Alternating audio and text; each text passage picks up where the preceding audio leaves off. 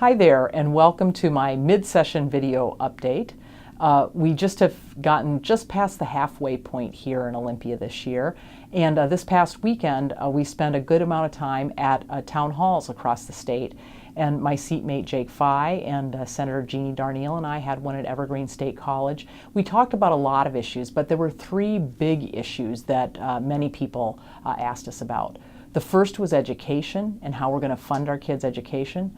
The second related to capital budget projects within the district, and the third had to do with the safety of oil trains traveling throughout the district. Our education system is something that we already know is not funded, and we have both a moral obligation and a constitutional obligation to fund our kids' education.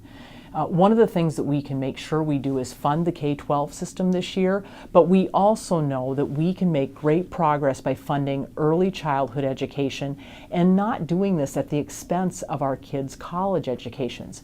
So it's a big, big task to fill, and we also know that sending sick, hungry, homeless kids to school isn't going to help them learn. So we need to make sure that our social infrastructure is also well funded this year. Now, secondly, related to our capital budget issues, we spend a lot of money in Washington State on great things like building community centers, building our infrastructure in terms of roads and in terms of our sewer systems. But there's a couple projects in Pierce County that are especially important.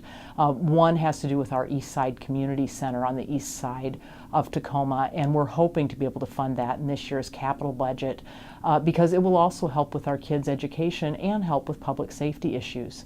Finally, I've heard from a lot of you with concerns about oil trains that might travel along Tacoma's waterfront and the dangers that may come from that.